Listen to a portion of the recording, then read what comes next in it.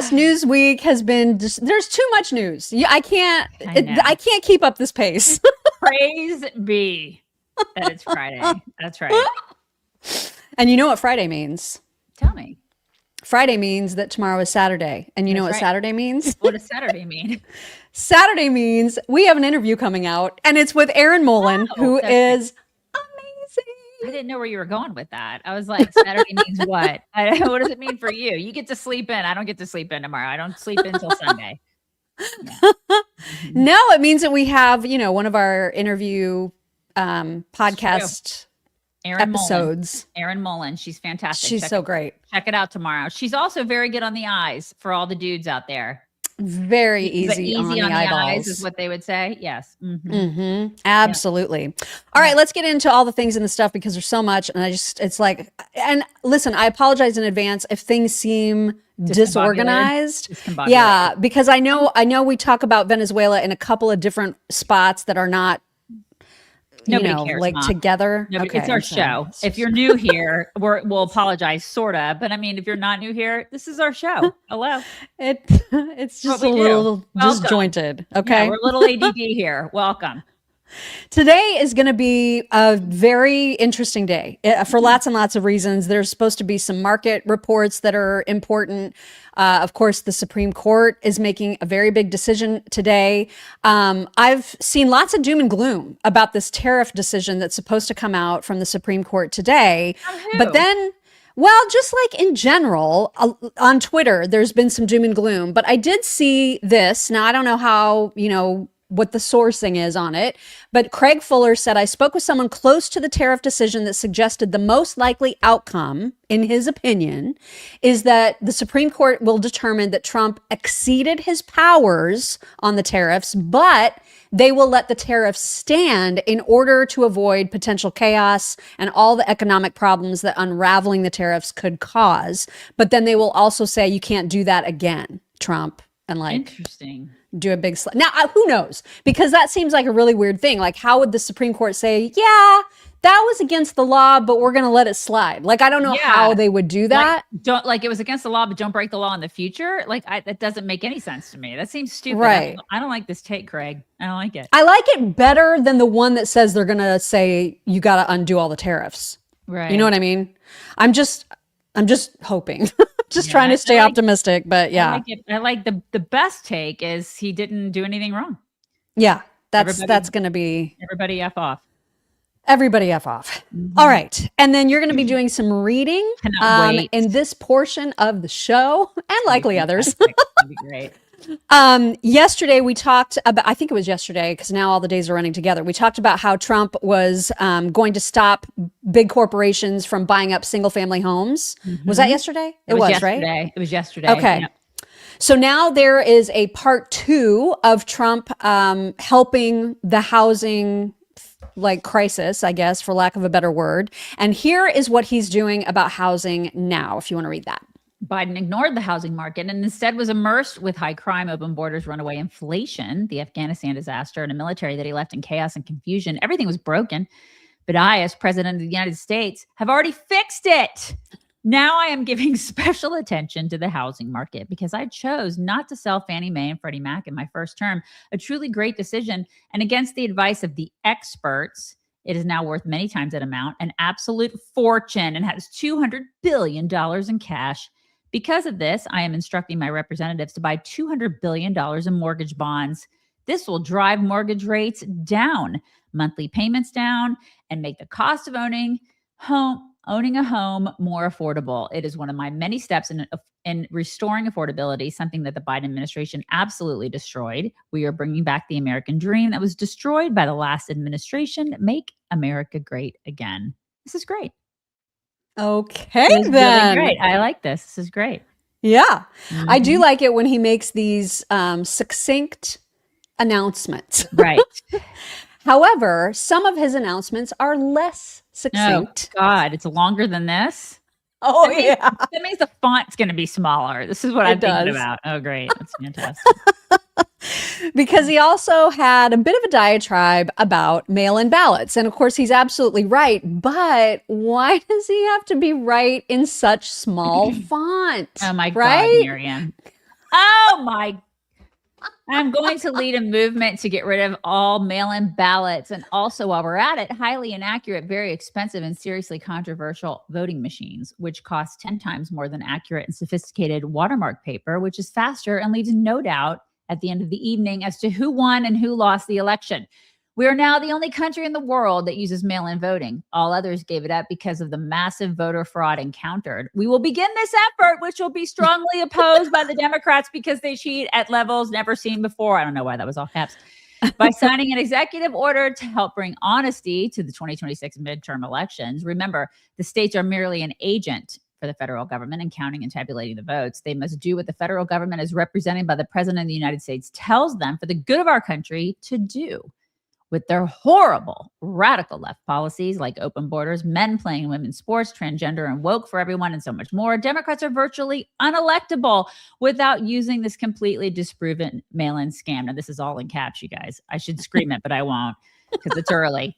Elections can never be honest with mail-in ballots voting, and everybody, in particular the Democrats, knows this. I and the Republican Party will fight like hell to bring honesty and integrity back to our elections. The mail-in ballot hoax using voting machines that are a complete and total disaster must end now. Remember, without fair and honest elections and strong and powerful borders, you don't have even a semblance of a country. Thank you for your attention to this matter. Donald J. Trump, President of the United States of America. I agree. I agree with him. Yeah, 100%. He can't argue right. with any of that. The mail-in crap, so stupid. So stupid. Uh-huh. And it is so easy to, that's where so much of the fraud and nonsense happens is with mail-in ballots. And he's right. That's why other countries were like, this isn't working. And it's super shady. And so we need to do something about it. And the same kind of abuse and fraud can happen to you personally, which is why you need protection from WebRoot. Look at that. On a Friday with that transition. It's beautiful, isn't it? She's so good at that. Y'all, this is the time of the year to lock it down. Lock it down. Lock down both your new gadgets, because some of you got some new stuff for Christmas. I know you did. You know who you are. And then your old faithful devices, you can protect them. You got to do that with no stress. And WebRoot is all about helping you protect all the stuff where you go and where you live online. And we're all online a lot. We're online right now. So I know you're online a lot. You know who you are. Okay. WebRoot Essentials is like their lightning fast antivirus. It protects your devices, your personal information, and your passwords and all that from all the malware and ransomware and all the phishing and all that bull crap. And then WebRoot Total Protection is the all-in-one device that protects your entire digital life. It has antivirus and identity protection, VPN and cloud backup, and all that stuff. So you can get 60% off for a limited time. It's fantastic stuff. This is what the pros use, you guys, to protect yourself and your family from cybercrime and all those jerks. 60% off WebRoot at webroot.com/chicks. That is 60%, limited time only at webroot.com/chicks. Chicks, check it out.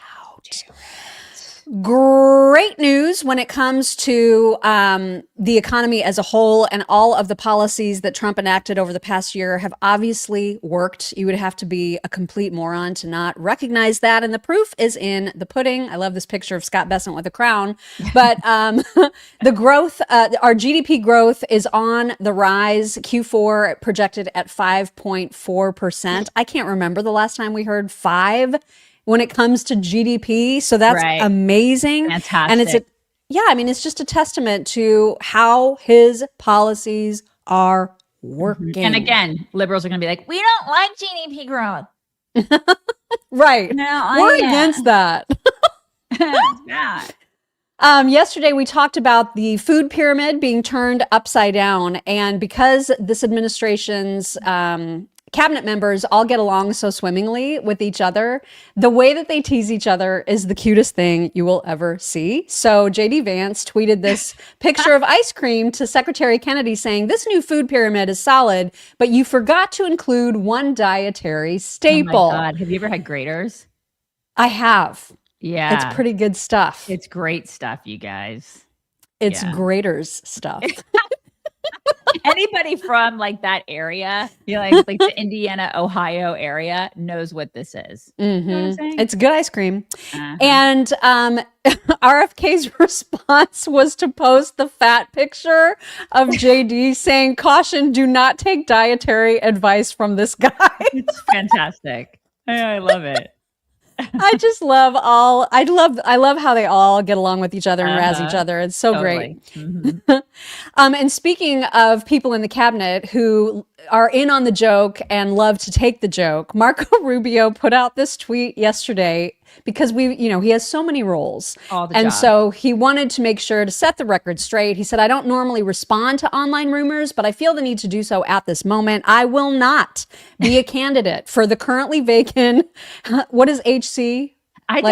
Head something. I don't know. What is HC? I know. I don't even know what that is. General manager position at the Miami Head Dolphins. coach. It's probably head coach. Head coach. Head coach and general manager positions with the Miami Dolphins. While you never know what the future may bring, right now my focus must remain on global events and also the precious archives of the U.S. Thank you. It's so He's such a good sport. Did you see the picture? There's a picture. Did you see the picture? No, I didn't see the picture. Yeah, there's a picture of him all decked out in like Miami Dolphins stuff. It was so great. I mean, it's just like all these pictures of him and all these different like role outfits. So fantastic. It is so great. And then John Roberts from Fox News replied to this tweet from Marco Rubio and said, he didn't really dispel any rumors. He said, "You will note that he did not dispel rumors that he is a candidate for the Ravens head coach, the president of Venezuela, the Shah of Iran, the president of Cuba, prime minister of Greenland, the governor of Minnesota, the CEO of Hilton. Ruling out a job with the Dolphins does not end the speculation." So he was not specific about any of those things. So true, John Roberts. So you got some splaining to do, Marco. That's right. And then leave it to the Babylon Bee, always with the fantastic headlines. It says, "White House announces over 1 million new jobs were created in December, but they were all filled by Marco Rubio." It's so perfect. Oh, God, I love it. I just love it. And then remember the other day we talked about how the United States, I think it was, Trump or maybe it was Marco, I can't even remember who from our administration announced that they were pulling out of like a whole bunch of different NGOs and UN committees or whatever. Yeah. Remember? Well, Scott Bessent announced another one yesterday, and it is, we are now withdrawing from the Green Climate Change Fund. He's effective immediately. He said our nation will no longer fund radical organizations like the GCF, whose goals run contrary to the fact that affordable, reliable energy is fundamental to economic growth and poverty reduction. What the hell even is that? It sounds like a total grift.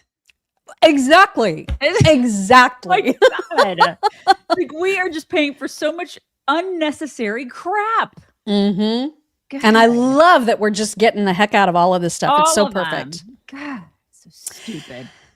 There was a vote on the Senate floor yesterday to prevent Trump from taking any other military actions. So this was to advance the War Powers Resolution, which would rein in his actions on Venezuela. Okay. This passed 52-47 with a whole mess of Republicans joining the Democrats, including Susan Collins, Josh Hawley. Disappointing.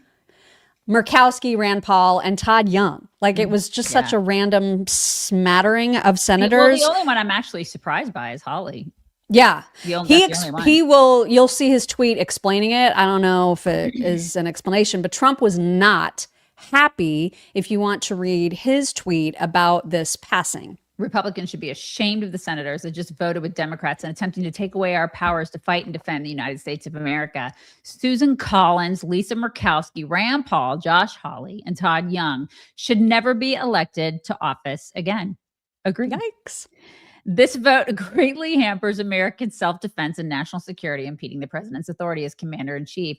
In any event, and despite their stupidity, the War Powers Act is unconstitutional, totally violating Article 2 of the Constitution, as all presidents and their departments of justice have determined before me. Nevertheless, a more important Senate vote will be taking place next week on this very subject. What the hell's going on? honestly. Well, to see Holly on that list was just like, what is even happening? So he put out I'm sure he saw this tweet from Donald Trump, and he tried to explain it this way. With regard to Venezuela, my read of the Constitution is that if the president feels the need to put boots on the ground there in the future, Congress would need to vote on it. That's why I voted yes on this morning's Senate resolution. I don't know how, when everyone else in the Republican, I mean, other than the usual suspects that he voted Right. alongside of, The four others. when everyone else is listening to the constituents, when all of us are understanding what Trump is doing, how do you get that so wrong? This was a shock. Yep. That's exactly my take. I think it's really, he isn't listening. He's trying to be a contrarian. I'm really sick of all these freaking contrarians. Just shut up. And he's not like that. He's not. That's not who he is. So stop it. Just stop it. Like, I don't know. Are you trying to get like a 10-second clip of yourself on you? Like, what are you doing? I'm not sure. Yeah. Like a viral moment or something. What are you doing? Just stop. I feel like he's going to regret this. I feel like he's. Yeah. I just don't know what this was all about. Yeah. It just made very, very little sense whatsoever. And then Trump had a tweet about Venezuela. As also, if you want to read this was hot off the presses. Venezuela is releasing large numbers of political prisoners as a sign of seeking peace. This is very important and a smart gesture. The USA and Venezuela are working well together, especially as it pertains to rebuilding in a much bigger, better, and more modern form their oil and gas infrastructure. Because of this cooperation, I have canceled the previously expected second wave of attacks, which looks like it will not be needed. However, all ships will stay in place for safety and security purposes. At least $100 billion will be invested by big oil, all of whom I will be meeting with today at the White House. Thank you for your attention to this matter. I think that's great. Second wave of attacks, he said. I mean, he doesn't have to do it. And I know, but that there were going to be some. Holy crap. I just think it's great for oil and gas. I think it's great for us. I think this is fantastic. I love all of it. And I love that he is sticking it to China and Russia and Iran. Yes. I just love all of that. So it makes me happy. That is the best part by far. Best part. Without question. Also, there's been some movement, or at least some rumors going around about Greenland and how it is that we might obtain it. And now the word on the street is that Trump is considering paying the 30,000 Greenlanders somewhere between $10,000 and $100,000 per person to vote to support secession from Denmark. Okay. That seems... How? I don't know. So we're doing that? Like, we're going to do that? Yeah. Like, we're going to be like, here, random Greenlander, here is a whole bunch of our tax money. Now, come on in. Will we recoup that? Because we need to be able to do that, I hope, from obtaining Greenland. Like, that's... Because I don't like this at all, because it feels very bribey and like not the right way to go about things at all. I'm just sick of paying for shit. Well, that too. That too. It's not even like, the bribing part, whatever. I don't care. Like I really don't care about any of that. I'm sick of paying for everything everywhere. we're $30 trillion in debt. Do we have the money to do that? That's the thing. So I just need to make sure. I want to see the business side of it. Like, what do we get out of getting Greenland? What is our ROI? I want to see all that. And buying votes. Well, from a securities perspective, I don't know that that's measurable. From a resource perspective and what their land offers, I have no idea. So it's a great question. I genuinely have no idea. I just don't like that we're buying votes. That seems weird to me. But maybe it's not true. I mean, this is a rumor. Reuters is saying it. Reuters tends to be pretty straight up news most of the time, but I don't know what their source is, and I don't know if this is accurate. We'll keep an eye on it and let you know. Meanwhile, and I may even have this exact same news in other sections of the show, because again, disjointed. But the good news is that now DHS, the FBI, there are boots on the ground, so to speak, from those agencies along with IRS agents who are now going door to door raiding Somali businesses in Minneapolis, fantastic. Which is great news. DHS. Yep. Yeah, DHS also confirmed that that is true, posting the work continues. DHS investigations in Minneapolis are accelerating as more of our brave law enforcement enter the state. We will not be impeded from ending the fraud that has abused our nation's generosity. See you on the streets. Yeah. I mean, the American people, we want our money back. Yeah. We want our freaking money back. And then we want these people in jail, and then we want them deported. And they can never set foot back in this country again. Is that too much? I think that would be fantastic. First and foremost, we want our money back. Yeah. I mean, this is, what are we at? Like $9 billion? It's more. It's always It probably is more. And it's not just Minneapolis. You know what I mean? This is happening everywhere. Just wait, because they haven't even touched California. My God, I cannot wait for Nick Shirley to be there. Right? Because they haven't even looked at California because they haven't been able to, because everything has been Democrat-led. When we get into California, the shit's going to hit the fan. And I can't wait. It's going to be good stuff. Yeah, we've got a bunch of JD went off on the media yesterday with respect to this whole what's her name? Renee Good. Is it Renee? Renee Good. Yeah, I think it's Renee. Renee Good. Yeah. Mm-hmm. With her death, and he like absolutely went on a tear, which we will get to. But first, I saw this clip late, but this was another excerpt from his interview with Jesse Waters, where Jesse Waters showed him the picture of Gavin Newsom crossing his legs and asked JD to comment on it. And this is how that went. Newsom obviously running for president. Have you seen this guy cross his legs? Have you ever seen anyone cross their legs like that? My legs don't cross like that, Jesse. I'll leave. You can interpret that however you want to. Gavin. It's kind of like him talking about the size of his shoes. You know? Yes. I think we can interpret that the way we want to interpret it. He's got like a pretty big shoe size, and he can't cross his legs like that. So what we can determine from he's that is incapable of doing that. Can't cross his legs like that. I think because we all know reasons. Why. We know why. That's right.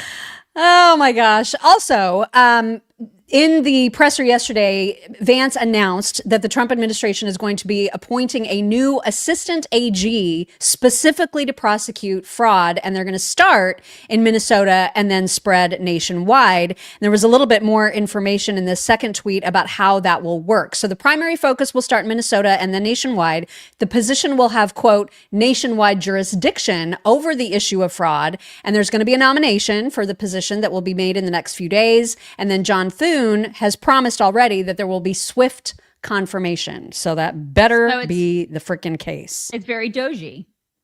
It seems kind of doji. Yeah, it's kind of doji, which I'm all about. I wish Doge would have never gone away. Yeah, I know. I mean, and it hasn't. I know that there's like certain agencies that are still doing that, but there's no like official Doge entity. We had like 3 agencies that were supposed to be doing it before Elon got into office, and they didn't do jack squat. It's true. Yeah. So I wish it would have stayed. it was too short lived. Yeah. We're going to get to the JD presser where he rips apart the media as soon as Daisy talks to you about. Okay, you guys, I get up every morning at 4 a.m. I have a little routine for myself, but my dogs also have a routine. And they patiently wait for me to feed them around 4:05. Okay, once I get my butt out of bed and I get so patient. They are very patient. At 4:05, I got to feed them. And if I don't sprinkle the rough greens on their food, it's anarchy up in here. Okay, all right. It's a simple step in the routine every single morning, but it's something that they super look forward to, and I definitely help them all become really healthy dogs. Like Theo and Bear, we have 3 dogs. Theo and Bear are both rescues, and I've seen the most improvement in them. Coda is he thinks he's perfect in every way, but Theo was a hot mess express when we got him. His coat was gross, and now he's all shiny and beefy, and he looks like a champion mutt. You know, he's a super healthy boy, and I think a lot of that is attributed to rough greens. And then Bear, he's part German Shepherd, and if you have a German Shepherd, you know that they can be very prone to allergies and scratchy and itchiness and stuff like that. And rough greens has helped with that tremendously from the inside out, because it supports digestion and energy and joints, vitality. It's live nutritional supplement. It's loaded with vitamins, minerals, probiotics, omega oils, and they lap it up. They love this stuff. So just sprinkle some on top of their food and you are done. That's it. So give your doggo a glow up this year. Get a free Jumpstart trial bag. Just cover shipping. Visit roughchicks.com. Use promo code CHICKS.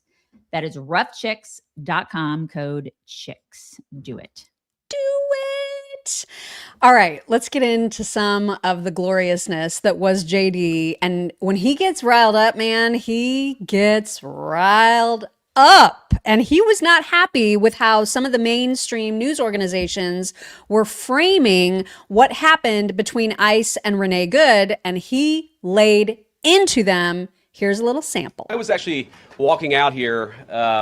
Somebody sent me a photo of a CNN headline about what happened in Minneapolis. And this is the headline. I'm just going to read it.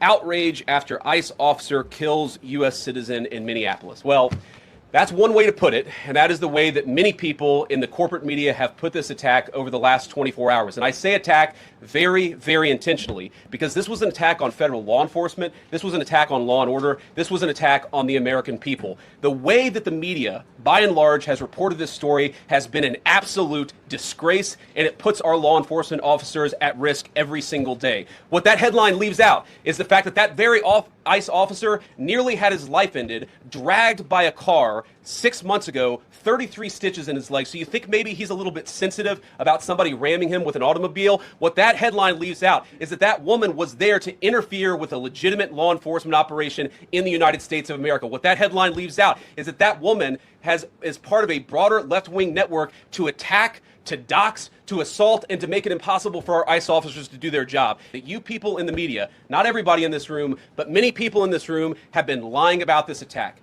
She was trying to ram this guy with her car. He shot back. He defended himself. He's already been seriously wounded in law enforcement operations before, and everybody who's been repeating the lie that this is some innocent woman who was out for a drive in Minneapolis when a law enforcement officer shot at her, you should be ashamed of yourself. Yeah. Oh, damn. And it's, I mean, he's right. And it's like, 100%. They're trying to paint her as like she was just like going to Target or something. Oh, we're learning lots and lots and lots about her. That's right. I mean, this chick like went out and risked her life for what? Gang members and pedophiles. She like drops her kid off and goes and done that. And for what? Like this is, and that's the thing is that the left told her that law enforcement is bad. And also that motherhood is bad, apparently, because she wasn't thinking about her kid the other day. Which, by the way, she does have 3 kids, because Daisy said she had 3 kids yesterday. I was like, I only thought she had 1. Turns out we were both kind of right. She's got 2 older kids that she doesn't have custody of. Mm-hmm. And then the 6-year-old that she shares custody with her wife. And so, I mean, she has 1 child essentially in her care, or had one of those kids care that she had with a man that died in 2023. Mm-hmm. And now that kid is completely parentless. And for what? For what? Because she was told by the left that, oh my God, that law enforcement's bad. Do you think that these pedophiles, these rapists, these gang members gave one single shred of a shit about her? You think that they wouldn't hurt her if they were given the opportunity? I mean, this is the brainwashing that's occurred with these white liberal women. Yep. It's craziness. And so now that kid is parentless. Well, congratulations. And they think she's a hero. They think she's some sort of a hero. It's unbelievable. Here's JD with a little bit more in response to another reporter question. Well, being part of a network doesn't justify being shot, but ramming an ICE officer with your car, that's what justifies being shot. It's not a good thing, by the way, but when you force somebody to engage in self-defense, it's almost a preposterous question. I'm not saying that funding some of this stuff justifies capital punishment. Nobody would suggest that. The reason this woman is dead is because she tried to ram somebody with her car and that guy acted in self-defense. That is why she lost her life, and that is the tragedy. Now, there may be other violations of the law and other penalties that are associated with those violations of the law. For example, if you are funding violence against our law enforcement officers, I'm not a prosecutor. My guess is that's not the sort of thing that earns capital punishment, but it should sure as hell earn you a few years in prison if you're funding the effort to try to assault our law enforcement officers. What is, I'm sorry guys, what's going on here? You guys are meant to report the truth. How have you let yourself become agents of propaganda of a radical fringe that's making it harder for us to enforce our laws? You just asked me a question that presumed that the reason why this woman died is because she was engaged in legitimate protest. She tried to run somebody over with her car, and the guy defended himself when that happened. Yeah, and I can't He was believe, so mad. and he should be. I can't believe we have strayed this far. You know, the Yeah. stuff that we've seen in almost 2 decades, I just cannot believe what is happening this week and how and people, they just want to see what they want to see. And they don't see the reality of this, which is, yeah, that's exactly what she did. She tried to run over a law enforcement officer with her freaking car. You're not supposed to do that. I don't know what y'all teach your kids, but I teach my kid that you don't do that. And if you There's do a great, that, there's Go ahead. consequences. There's consequences to actions. There's consequences to actions. and these risks are pointless. People should Right. not be interfering or impeding with law enforcement, period.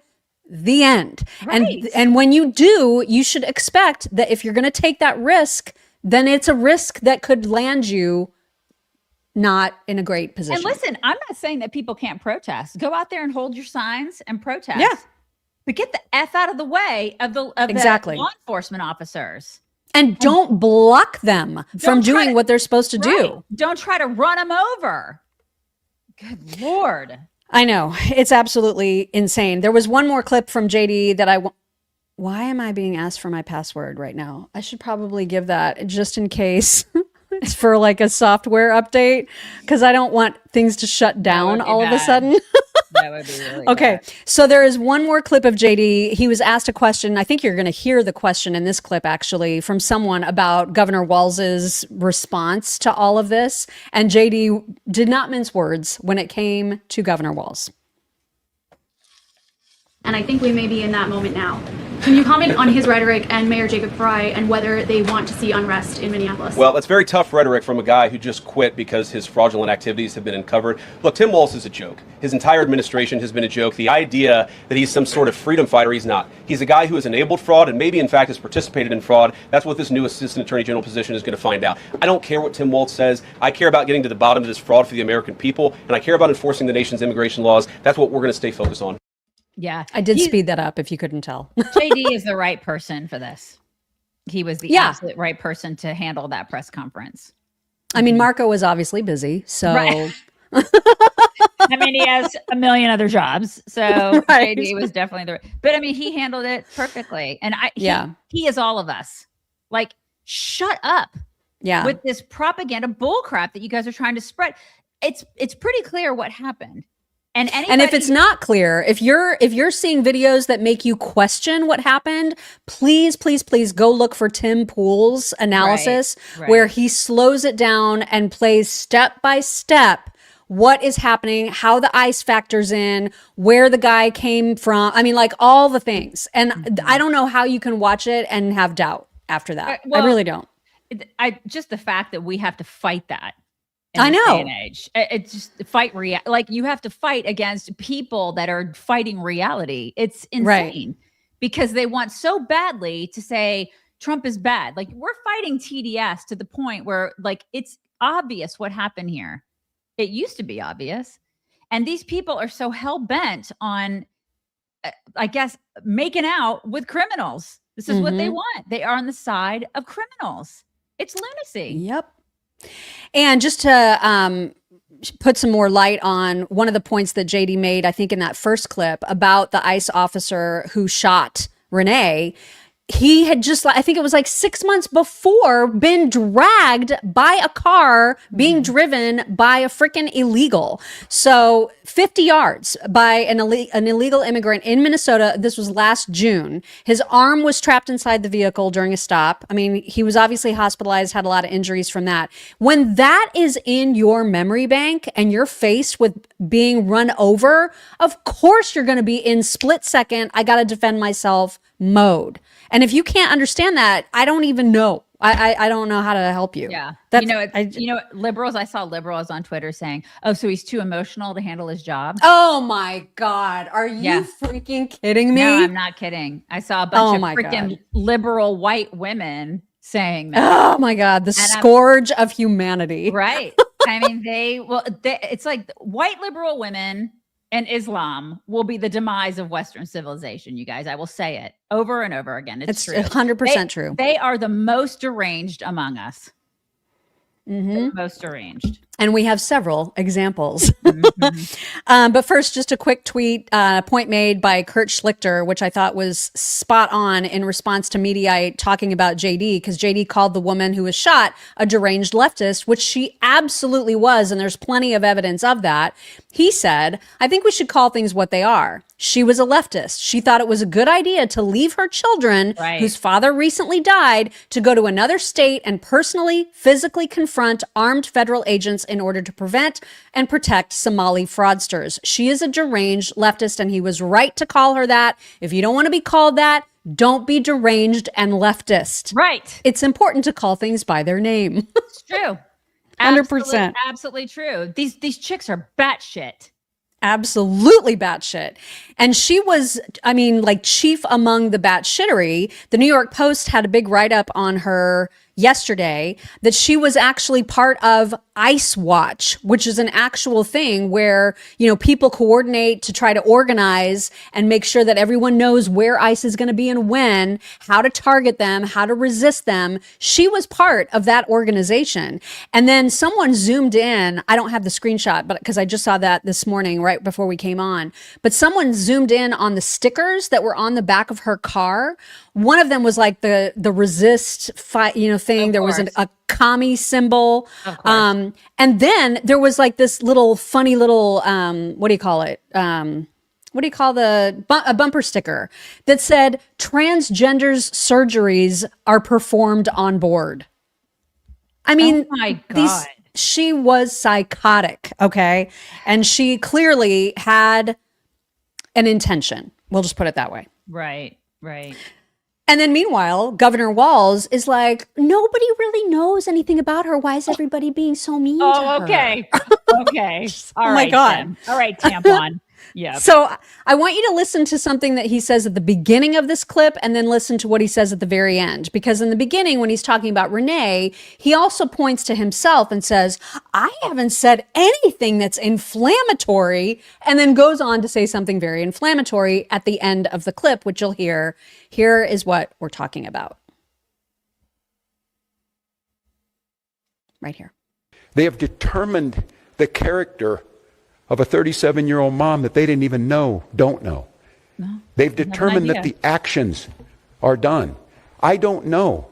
I've not used inflammatory terms of what happened. I've asked us to find the answers. Oh my God. The only way we find the answers is a thorough investigation. I don't have a predetermined notion. Yes, I saw the video.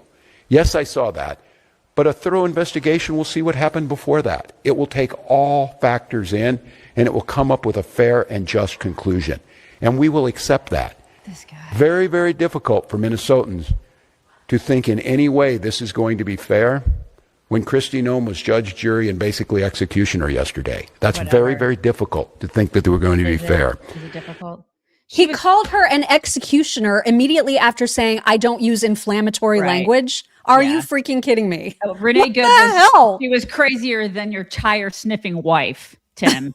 God. I assure you. And this is the thing. He acts like, oh my God, we're all so hurt and we don't use inflammatory language. The reason this happened is because of people like you and Beta Fry. That's why it happened, because you're out there screaming, they're the Gestapo, they're Nazis, they're this, they're the enemy. That's why it makes these people radicalized. She became radicalized and crazy. Well, she already was crazy, but she became radicalized because of assholes like Tim Walz. And now he's like, oh my God, I don't know. We never say anything inflammatory. It's He's a such a joke. And why would anybody believe him anyway? The dude was just involved in all that fraud. He is such a phony. Nobody believes you, Tim. Minnesota has got some problems. God. They've got some problems. A lot of states do. Our friend of the show, Nick Freitas, had a great point to make about people. There was somebody who tried to argue with me on Twitter yesterday saying, just answer this question. Would you have killed Renee if you were that cop? And I'm like, okay, first of all, nobody can put themselves in the position. No. It like just imagining, it's super easy to be like, oh, I would never do that. I would never do. You can't say that when you're not in that position. Right. And so Nick's point was the way that he framed this was such an important point. Please read this because this was great. I remember my father, who is retired LAPD, telling me a story how reporters and journalists in LA kept questioning the split-second decision-making officers were making in high stress and violent situations where the actual perpetrator was the one that got shot. So the LAPD invited them to go through a shooting simulator and watched as the same arrogant journalist proceeded to shoot unarmed civilians every time someone made a quick movement. The instructor then asked them to imagine how much more difficult it would be in an environment where they could actually be killed and maybe keep that in mind when reporting. They, of course, did not, because why would they? They had a narrative to protect, and truth and context was not only unimportant, but entirely unuseful to them. I'm not surprised. I mean, how do you go through that simulation and not get it? Right. And listen, I get it. And I haven't been through the simulation. Well, you know what I mean? You're also a normal human being with common sense, right? And this is the thing. It's like, it's not just journalists. It's every single moron on X and everybody on social media in their warm, comfortable home who's making a judgment on this human being, on this law enforcement officer who puts his life on the line every day against people who should be grateful that he's like trying to make their community safe, but he's having to fight them. He's having to fight these crazy batshit white liberal like weirdos that are like, oh my God, I don't want you to do that. I don't want you to make my community safer. I'm going to fight you too. He's fighting everybody, not just the bad guys. Right. It's craziness. It is, and it's paid. And Laura Ingraham was actually on the scene. I think this was in Minneapolis last night, and she was trying to, because now they've set up camp, they've set up their own little Chaz, like for several blocks, and we'll get to that in a little bit. But she was there trying to just have conversations with some of the crazies, and confirmed straight out of the horse's mouth that this is all being paid. Here's what happened with Laura Ingraham. Shame! Shame! Do you have a job? Do you have a job? Shame! Shame! I'm getting paid right now! Shame! Shame! I'm getting paid right now. Of course. Of course she is. Of course. I imagine that Renee was getting paid too. Yeah. I mean, it's all so freaking predictable. Right. That's what they need to do, is source the source of the funding. Yeah, you know what I mean? I said yesterday, follow the money, follow it, because I know that we said yesterday that one of these protests was being funded by the CCP. What the hell is going on, you guys? It's bananas. Crazy. Yeah.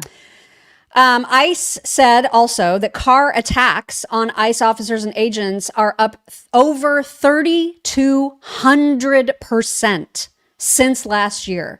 Attacks on ICE specifically up over 1,300%.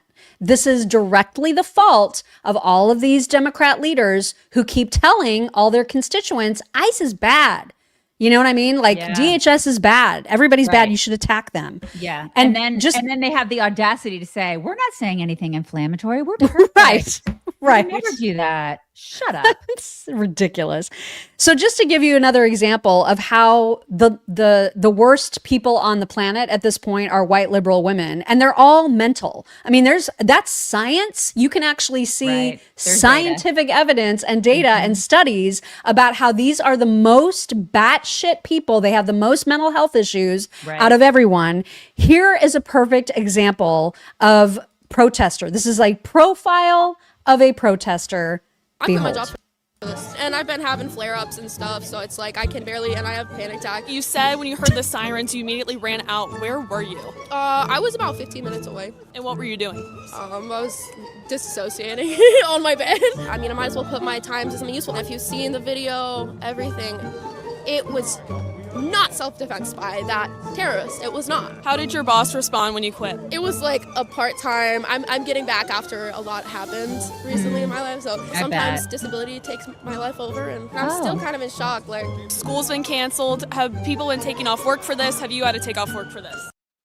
These people are insane. Question: did she look disabled to you? Minus the mental problems, obviously, that she has going on. But did she look disabled to you? We probably paid for disability for this broad. Probably. Think about that. She's on welfare. People are like, and then they're like, things cost too much. She's why. Good Lord. She's why. And so there's kind of like these two separate categories of the crazy liberal women. There's the young blue-haired, people like her that are all super mental. Associating. I need disability. Right. Oh right. And then there's the women that are around our age who are just so guilt-ridden because they've been so snowed by all of these radical movements that they just scream and they look like crazy animals like this.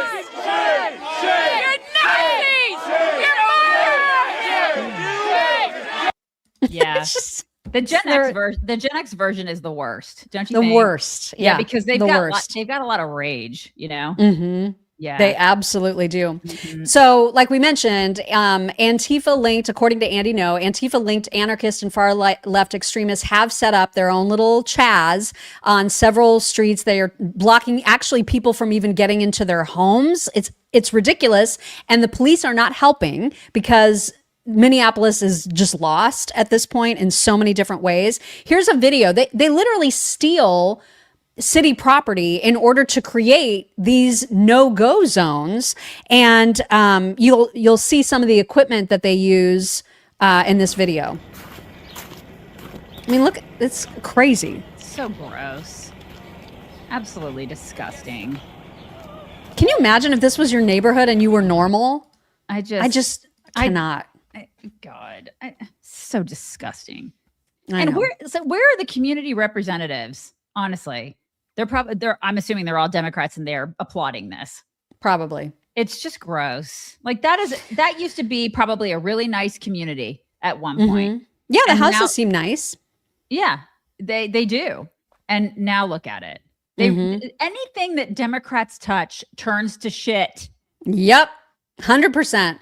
And this is going to piss off, it has pissed off Governor Walz, probably Mayor Fry as well. But when it comes to the investigation about Renee Good, the FBI is going to be leading it. The Minnesota Bureau, BCA, will not be part of the probe and will no longer have access to case materials, scene evidence, or investigative interviews necessary to complete an investigation. And states cannot prosecute federal agents acting within their official duties. Tim Walz is furious about this, and the hypocrisy knows no bounds. So, according to Bill Malugin, Tim Walz is asking for the feds to allow his state law enforcement to be a part of the federal investigation, even though they never cooperate with federal agents. Yeah. And now Tim is like, let us be a part of this. Yeah, shut up, Tim. Oh my God. And take all the seats. Just unreal. He's the worst. He's such a joke. I just cannot believe this guy. Well, I can't believe that he's a Democrat. And like, this is they wanted him to be vice president, you guys. Oh my God. That tells you everything you need to know about the Democrat Party. And if you're still a Democrat and you have half of a brain cell left in your head, you will not be a Democrat anymore. Just based on that fact alone. I mean, it's ridiculous. And then, obviously we've talked earlier in the week about how Governor Walz is implicated in a lot of the fraud that's been taking place in his state. There's no doubt that Jacob Fry is also in on it. And the fact that he is evasive when speaking with I'm not Caitlin Collins, but what's her name? Redhead, Psaki. Jen Psaki asked a question about who's behind all the activism that was surrounding this whole event. Listen to what he says in his answer and listen to her as a journalist not pushing back at all. This was incredible to me. We just showed some images of what appeared to be large-scale peaceful protests tonight. In response, we have reporters on the ground who, of course, covering them. Tell us what the scale of those are. What are you hearing about what's happening on the ground? How did they originate? Well, look, I won't speak to the work that those that have been organizing is doing right now. I won't speak to that. Why? What I will say is there is a broad message that is going out, and that message is pretty clear, which is don't take the bait. Why would he not? Because he knows. Yeah, he knows. He knows. It's so evasive. You're such a wuss, dude. Oh my I'm not God. gonna answer the question because I know that there's nefarious stuff going on. So Otherwise, I would be happy to let you know who's Right. organized this. absolutely. Oh Mhm. my God. Yeah, that was wow. that was pure guilt, is what that was. Mm-hmm. You saw it. God. Unreal. Matt Walsh with a great comeback to somebody who was like, this is a dividing line for Americans. If you think a 37-year-old citizen mom legal observer Oh my God, deserves a bullet to the head from some masked federal Gestapo, you are beyond the pale. I don't recognize you as a good faith actor, someone whose opinion is worth a damn. And Matt Walsh was like, I agree, it's a dividing line. If you think an agitator has the right to hit federal agents with her car to stop them from enforcing our immigration laws, you are not only retarded, but also evil and morally insane. And I don't recognize you as a good faith actor, a respectable human, or a fellow American. Absolutely 100%. Spot on. Spot freaking on is what it is. I'm so tired of this. I know. It's exhausting. So many days in this country, I just want a divorce from these weirdos. Yes. And they seem to be like Growing? Yes, Yeah. multiplying like rabbits. they're freaking yes, they are like rabbits. Only rabbits are cute, and I don't like to use that comparison.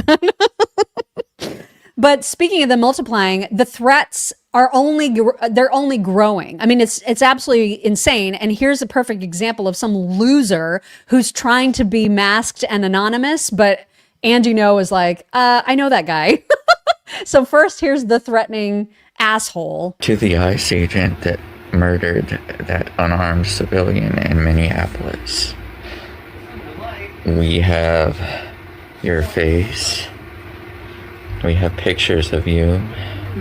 Okay, beta. We will get justice for a fallen comrade. Whether it be judicial justice or street justice. Okay. Depends on whether or not you turn yourself in and admit to your crime. That wasn't self-defense.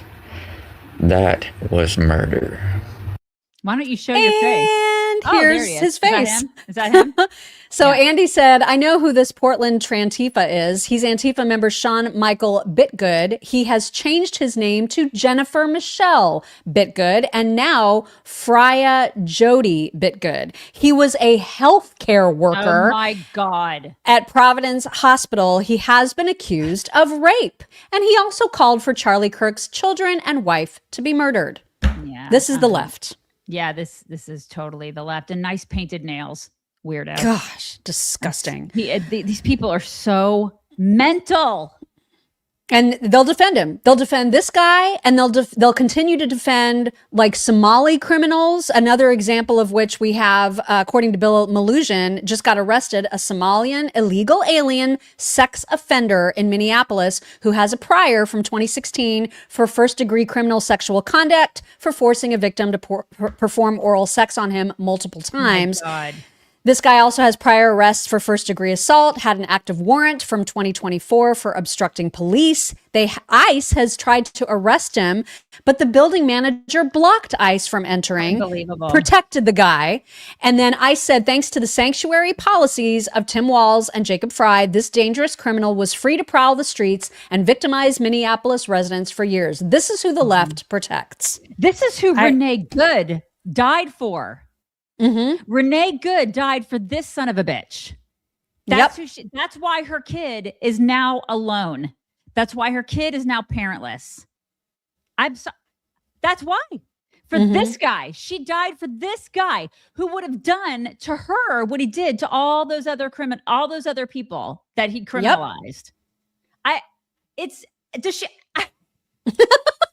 She couldn't see this because she was so radicalized, you guys. That's what's so crazy to me. Like, I want to feel sorry for her and I want to feel sorry for her wife.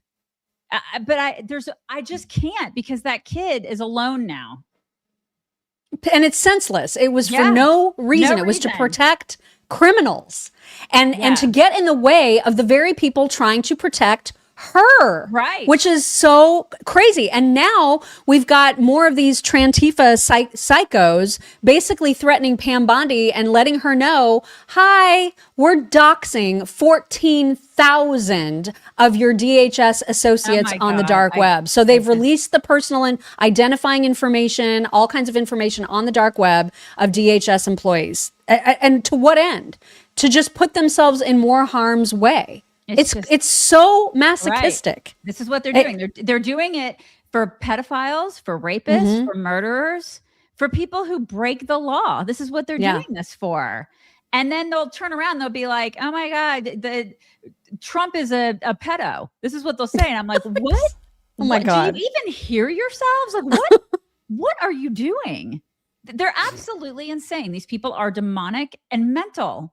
Yeah, the protests are getting worse. Even during the day yesterday, there were arrests. I mean, there was all kinds of mayhem and hullabaloo and chaos in all kinds of different cities yesterday. Portland ended up with 2 more people being shot. They lived, but 2 more people got shot. And then, of course, people were immediately rushing to, defend these people, even though it was a Tren de Aragua gang member and a prostitute. So Andy No said, and the worst part is that this information was leaked by someone that was a dispatcher source. That's the most terrifying part. So he said information about the Border Patrol shooting in Portland involving Tren de Aragua suspects was leaked from an internal city source to an extremist far-left group called PDX Ice Watch. They then mobilized rioters to the scene. Ice Watch claimed it was a 911 dispatcher source that gave them the photo, but that was a lie to throw off the real source. The photo was taken inside a first responder vehicle. According to sourcing, it was not a Portland police in-car computer system. It could be from, and then he listed the various different inside sources that it could be from, an ambulance driver or another first responder in the country. The leak to an extremist group by a first responder raises questions about safety. Imagine if you were calling 911 about being a victim of violence by an illegal foreign national and first responders leaked that information to a far left group so that the assailant could be protected. Yeah, that's what's happening. It's terrifying. I mean, I feel like they can track this person down, though, can't they? I mean, I hope so. I hope so. Yeah, there has to be some sort of marker or something that they can use to track this person down just based on the computer system or whatever. This is terrifying. It's absolutely. The leaker belongs in jail. 100%. Yesterday, that person belongs in jail. He went on to give more scoop. The screenshot from the Portland first responder in a vehicle who leaked to an Open Borders group about Border Patrol shooting accidentally revealed the phone number of one of the callers. They have since deleted that screenshot evidence. The phone number in the photo leads to a callescort.org prostitution page for a Venezuelan woman in Portland. That woman has videos and photos on social media of a red truck matching the description of the Toyota pickup allegedly used to try to run DHS down. DHS says that the 2 in the truck are linked to Tren de Aragua and that the passenger is part of a Tren de Aragua sex ring and was involved in the shooting. Portland and Oregon officials have refused to acknowledge what DHS said and call the suspect victims in a tragic shooting. The 2 are alive in hospital.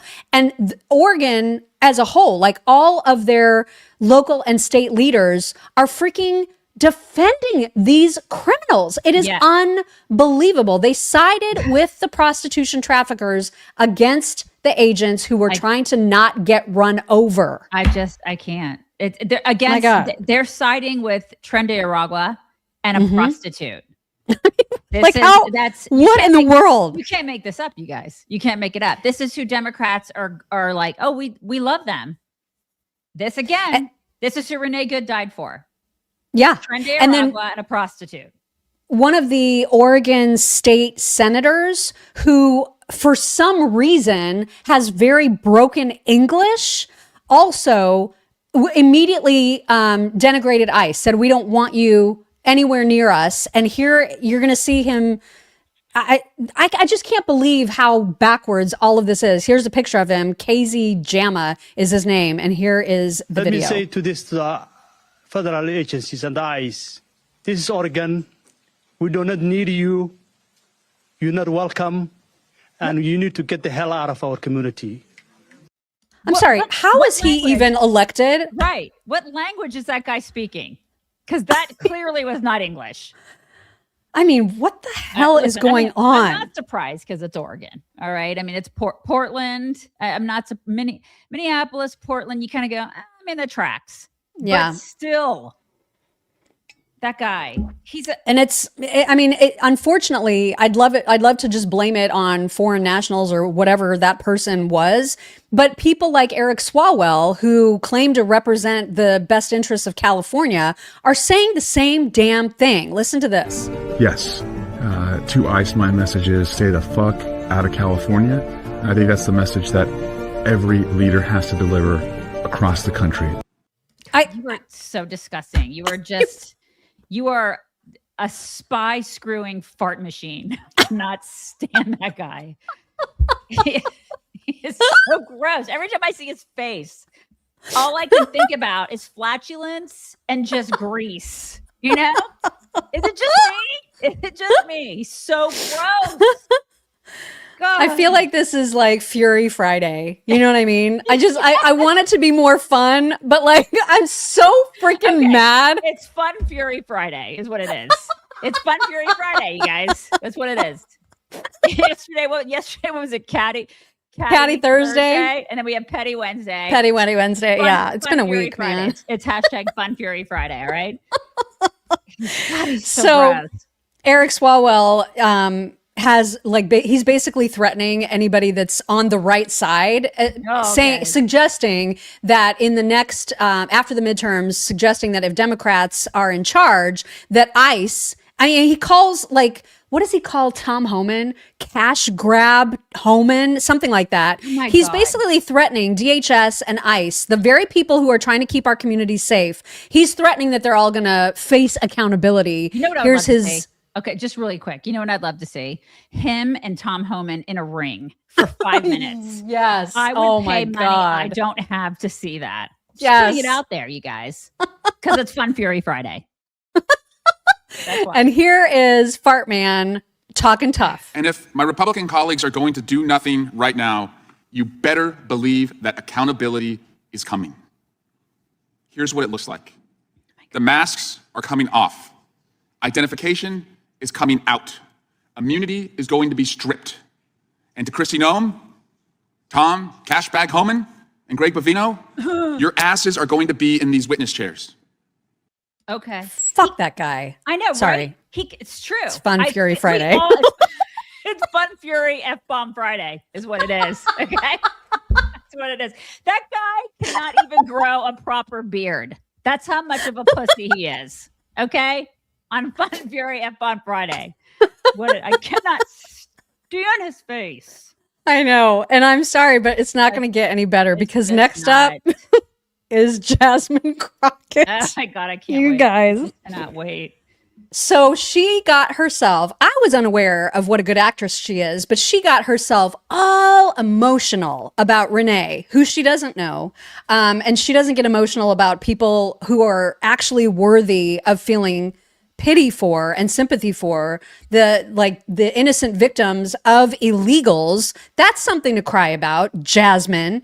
But she's yelling at her Republican colleagues for not having sympathy for Renee, and in fact taking the side of ICE, which is appropriate because ICE was being attacked. And she's going to cry crocodile tears and try to use Charlie Kirk and the reaction to his death as her barometer, which I almost can't believe, but it's true. Just watch. I remember when Charlie Kirk got killed. Do you? Do you remember what our response was? Oh, yeah. Yes. Our response wasn't to sit there and pretend like it was okay. Oh, my God. Can y'all not just have a little bit of courage and humanity? She cried so much more after that. Wait. There was so much more crying. So she's comparing Charlie Kirk to this Kirk, to Renee Good? Yes. Okay, first of all, WTF. All right. Second of all, she is the most performative biatch ever. Oh my God. Remember when she cried when that Jamie Fang was leaving MSNBC? Do you remember? That's right. She cried then. She cried. She cried. She cried when Kamala Harris was like, she lost the election. She was like, oh my God, I was so upset because she lost because she's black and she's a woman. She cried because of that. She cries all the time, but she turns it on. Like, she is an actress. This woman is the most And I didn't know that. She is so performative. That was all fake. Fake. That's what it is. She's So just fake. a liar. And yeah, we know what happened when Charlie Kirk died. We know how We y'all remember treated the it. reaction very Yeah, well. I totally Thank you. remember. And I know what happened on the House floor when they did a moment of silence. It became a big shouting match. Mm-hmm. So don't pretend like that didn't happen. God. Oh my Fury God. Friday. So, and to cap off Fury Friday, the reason for my name today is because Pramila, is that her name? Pramila? I don't even know how to say her name. It doesn't matter. Jayapal, Representative Jayapal. She is somehow under the mistaken impression that all Americans, you, me, our audience, we're terrified now after what happened to Renee. We are all scared of being shot by ICE. And I could not have less fear. And the reason for that is because I have no intention of impeding their job. Nope. I'm just not, I have no fear about this. So for her to say this, she can F off. She does not get to speak for all of us. But the truth is that every single person in the United States of America, U.S. citizens, white, black, brown, whoever you are, you have to worry now that an ICE agent is going to come and shoot at you and kill you. She is not worried. She is an absolute lunatic. Do not speak for me, you crazy biatch. Oh my God. I just cannot. I cannot. I'm like, no, I'm not afraid. My kids aren't afraid because we're normal. Can you even? I know. How dare she speak for me? That's the thing. That is what made me so Fury Friday about it. God, Fury Friday is in full force. So many F's. Fury F-Bomb Friday. All right, moving attention now. This is going to be a long show, by the way. A longish show. Moving our attention now to the rest of the world and backtracking a little bit back to Venezuela. I think we may have mentioned this earlier, but just in case you missed it, they are actually releasing political prisoners from the torture centers. And this is a big deal. I mean, I actually saw some video. I don't have it, but you can find it easily on X. There are videos of people reuniting with their family members who are being released from these Venezuelan prisons. So I'm confused. You're going to have to explain something to me because I thought that Venezuela was an awesome place and they wouldn't have political prisoners. I've been told by the left that they were everything was on the up and up there and that there wasn't a dictatorship and he was a duly elected president and that everything You've been was misinformed. Great. Oh, okay. It's just not what the crazy liberals have told me. Okay, that's interesting. So that's great. That's great. That is great. Okay. And so when you see these ridiculous idiots, actually, when you see people being elected like Zoran Mamdani, I want you to watch this video. I saw this, and then like hours later, I saw that you posted it on Facebook also.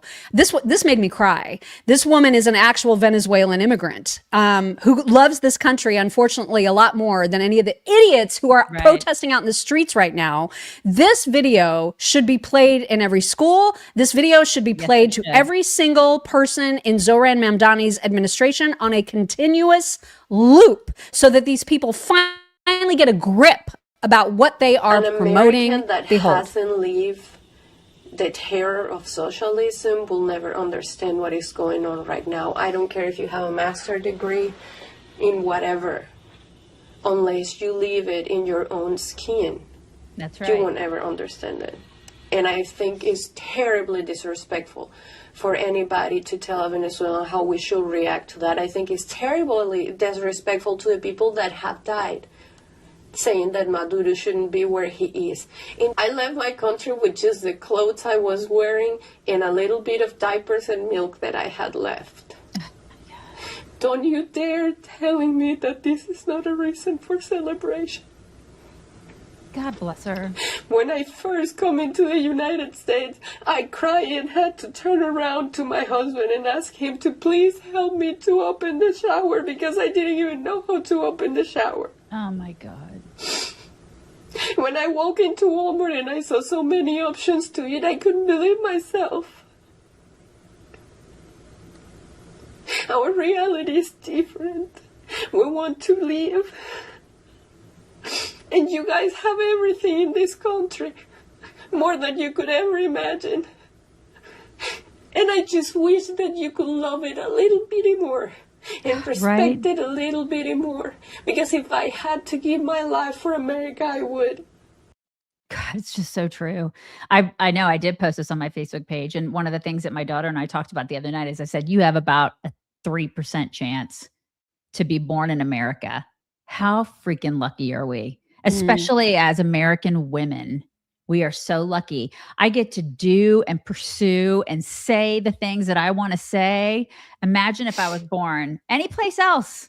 Yeah. And I know that. And I'm grateful to God every single day. And I teach that to my daughter, and she's grateful too. And everybody should be doing that. Everybody who lives in this country should be grateful too. And they're not. And that makes me sick, especially when I see stuff like that. Yeah, I mean, that is some powerful stuff. And then you look at Zoran, and he is, of course, denigrating ICE and saying, let's have city-run groceries. I mean, do you not, how do people not know what the result is of those kinds of policies? How? Bad education, because our that's just one part. One part is our educational system sucks. And they teach them to hate this country now because it's run by a bunch of freaking commies. And then 2, bad parenting. You got to teach your kids. You got to show them stuff like that. And you got to teach them to be grateful. You know, being grateful is a learned skill, at least what I've learned in life. You got to teach your kids to be grateful for every single thing that they have and everything that they get, and their families and this country and their friends, everything, because that is a learned skill. And because America is such a privilege that we have to have been born here and live here. And anyway, speaking of people wanting to be free, there is, as you probably have seen, lots of mayhem taking place in Iran right now. I've been watching it I've been watching it unfold on X over the last week, and it feels big, like real big, like 2019 big, only hopefully with a happier ending. The people are rising up, and they are sick and tired of living under an Islamic regime. And they're burning down Islamic regime buildings. They are fighting police in the streets. Some police are coming over to their side. But electricity is cut off. Internet is cut off. I mean, thank God for Elon Musk and for Starlink. But like when you have no electricity, it's almost impossible to get messaging out. And so that all of those things have sort of taken place gradually over this past week. And now last night, there were executions. I mean, at least, and I'm sure the number is much, much higher, but that we know of, there were at least 50 people that were executed by the Islamic regime. And Trump had a very strong statement to make, a warning to make to the Islamic regime in Iran about that. So I don't know what's going to happen over this weekend. I suspect next week is going to be just as busy of a news cycle as this week was. But here is what Trump said about the killings. As you know, probably better than anybody, they're doing very poorly. And I have let them know that if they start killing people, which they tend to do during their riots, they have lots of riots. If they do it, we're going to hit them very hard. I don't know what that means. We'll see. But, like for the sake of the people of Iran, I hope that there is something. I don't understand why it's always us, that we have to be the rescuers, the supermen that come in to save the world, because it's not like there are not other Middle Eastern countries right next door to to Iran that could help, that could step in, that could do something to help these people. And yet here we are, like possibly talking about maybe they don't want action. But you're right. Maybe they don't want to. I think that whole region is kind of, So the son of the Shah, Reza, I have no idea if I'm butchering his name or not, but Reza Pahlavi said, "Great nation," and this is who the protesters, the rioters are listening to, which is good. He said, "Great nation of Iran, the eyes of the world are fixed upon you. Take to the streets and in united ranks, shout out your demands. I warn the Islamic Republic, its leader, and the Revolutionary Guards that the world and the President of the United States are closely watching you. The suppression of the people will not go unanswered." And like I said, what's taking place is that internet was first taken down, electricity was taken down. There are still people on the streets trying to tell the world and show the world this is, what's happening, but it's getting harder and harder to do so. One of the earlier videos, I think this was from yesterday afternoon, you can see it here, what the streets look like all across the country. Yeah. I mean, you can only oppress people so much. They're going to rise before up. they get sick of it. Yeah. They're going to rise up eventually. And what was it, like the 70s? That place was a beautiful place. Women didn't have to cover their faces. They didn't have to do any of this garbage.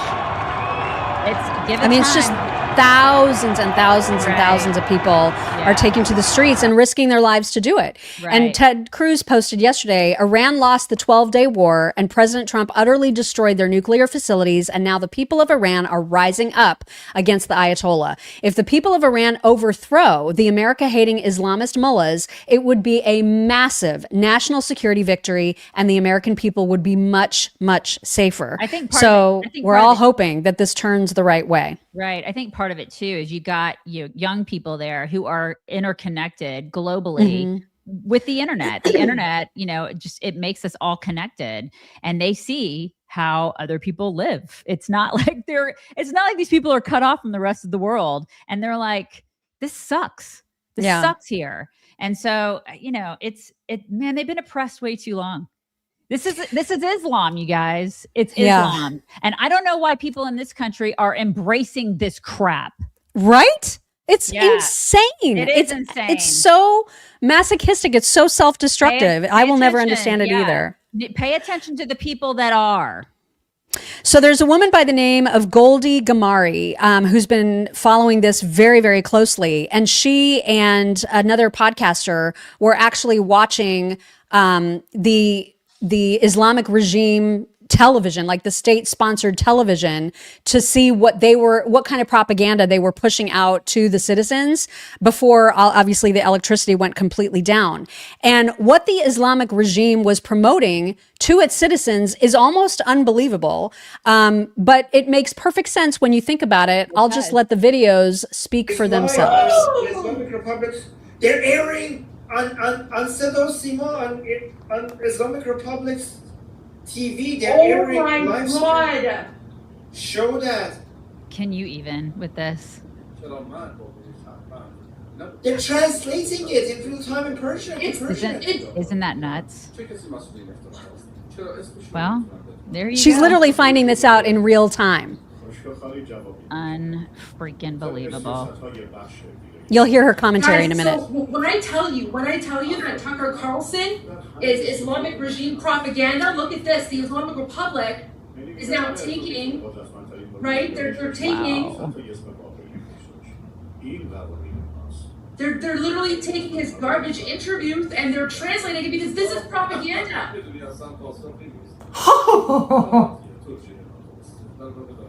Wow.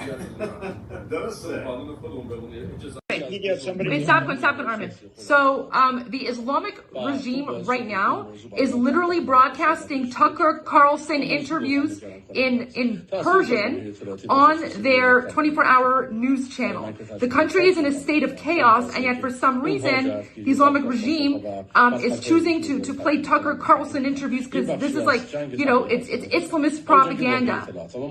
I'm just filming this right now because if I didn't do this, no one would believe. This is literally what's going on in occupied Iran right now. Yeah, so freaking amazing. Tucker is terror approved, you guys. Isn't that neat? I bet he's thrilled about that, It's crazy. Like before he got money from Qatar, he used to I'm just saying, before he got into bed with them and started making out with Qatar. He said that we're the only country with more. I saw this in an interview yesterday. We're the only country with moral authority. That Iran was like lunatics, that they're evil, and that they deserve to be annihilated. I saw that in an actual interview. Those are direct quotes. And it's not that way anymore. So I just find it really interesting how things have changed. I mean, it's just been a total transformation, and it's wild to see it. And then you remember all of the outcry, the pro-Palestinians, the pro-Hamas weirdos, Greta Thunberg, all of the people that have been screaming about, I don't even like the food, like there being a famine, and about there being, starvation at the hands of Israel, all of this nonsense, all of the pro-Palestinian nonsense, all of the genocide talk. And then what we're seeing literally taking place in Iran is its own government slaughtering its own people because they want to be free. Where is everybody? Where are those people? It's a great question, right? Like, where's Greta? Where is she to stand up for the people of Iran? They're not doing it. And Elika Laban has a theory about, or an explanation about why that's so, which I thought was a must hear. As an Iranian, the number one question I've been asked over this past week, while the biggest anti-oppression revolution is unfolding in Iran right now, is where are the humanitarians? Where are the road blockings? Where's the BDS, the boycott, divestment and sanctions? The student encampments, Greta Thunberg, where's the Freedom Flotilla? Where's AOC, Bernie Sanders, Zohran Mamdani? Where are the celebrities dedicating their award acceptance speeches to the brave people of Iran? This isn't a rhetorical question. There's actually a reason for their silence. And that reason is the existence of the moral color code. The moral color code divides society into good and evil. Everything designated white is considered evil. Everything designated non-white is considered good. What does that do? It trains our youth how to act, to attack every time it hears the buzzword white oppressor, and to stand down every time it sees the brown oppressor. Enter the moral dilemma, Iran. It's not that they don't know what's going on in Iran, in Afghanistan, in Nigeria, in the Congo, in the Middle East, but to stand with the people of Iran against the brown oppressor creates moral paralysis. It requires them to violate the laws of the moral color code, and they just can't do that. That is also why they fall over themselves, why they commit revolutionary suicide to attack Israel, because Israel has been designated white, even though it is a nation of global refugees. And that's not by accident. That is called the psychology of totalitarianism.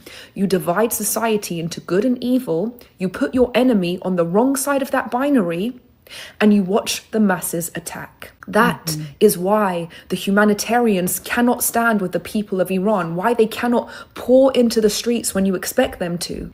Because to attack the regime in Iran violates the laws of the moral color code. That's also why it seems like on the surface we're living in a democracy, and we are. But in terms of cultural psychology, we're actually living in the shadow of totalitarianism. That's what makes it so scary. The fact that you can't see it until you see it. Mm-hmm. And listen, beware of the people who constantly talk about how principled they are.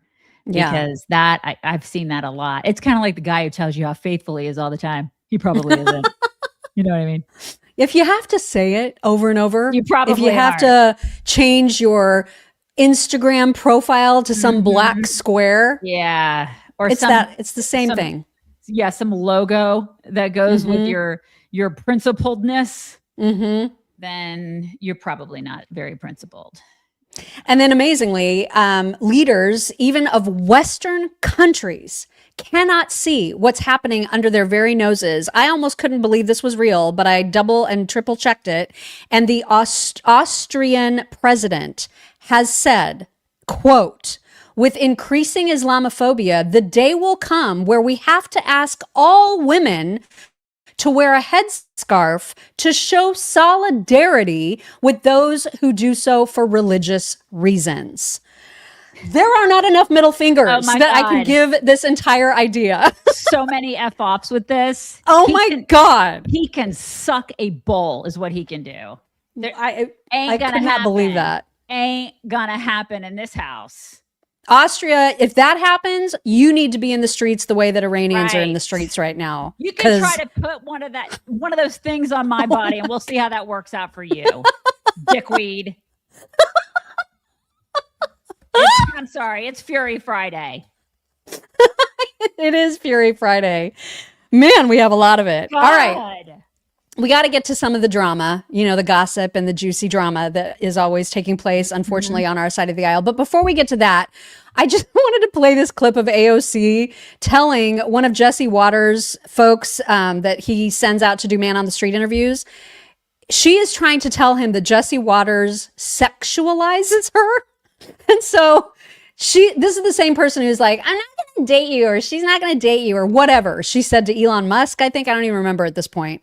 She is now suggesting that Jesse Waters objectifies her in a way that is inappropriate. Here's what she said. He has sexualized me on his show. He has sexually harassed me on his show.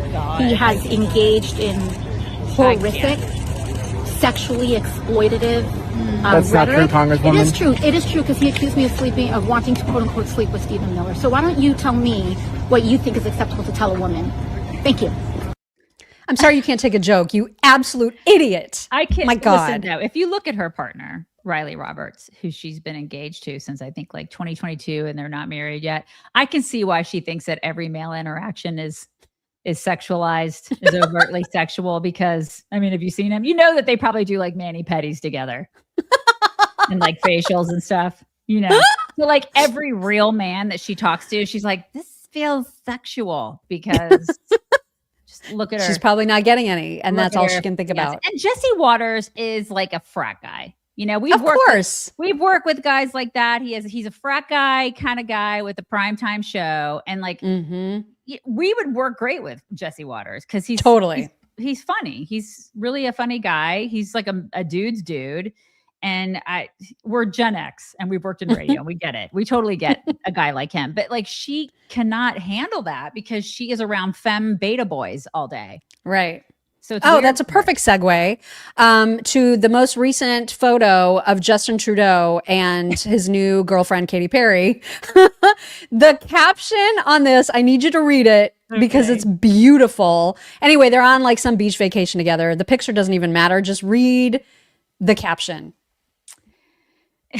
The Katy Perry show. Okay. You have kind of got to respect Justin Trudeau's career, generational run, to be honest. 1994 to 1998, snowboard instructor. 1998 to 2002, substitute teacher. 2002 to 2008, CBC radio host, actor. 2013 to 2025, personally handicapped the economy of a G7 nation. 2025 to current, Katy Perry's boyfriend. It's the perfect encapsulation of his career. Like, that's his resume. It's a great resume. Like that. Oh my God, I love that. That's on LinkedIn. I do. Fantastic, Michael. What's your job history? Let me just lay it out for you. There it is, right there, LinkedIn. It's fantastic. We have spent some time just not understanding what Megyn Kelly is up to these days, and it is very, very confusing, as we've talked about. The organization called Stop Anti-Semitism put out an invitation to Megyn Kelly. So far, as of this morning, she has not responded to this, but I thought that the history given in this invitation was also interesting. They said, "Hi, Megyn, in 2021, you hosted our founder and executive director on your show for a delightful chat on anti-Semitism. We would love an opportunity to repeat this and discuss what's been happening lately, from Tucker Carlson and Nick Fuentes to radical left-wing anti-Semitism. We hope to hear from you." I don't know why she wouldn't want to talk to them. Any guesses? I have some reasons. Because it's Fury Friday, but I'm just going to go ahead and just let everybody decide for themselves what they think.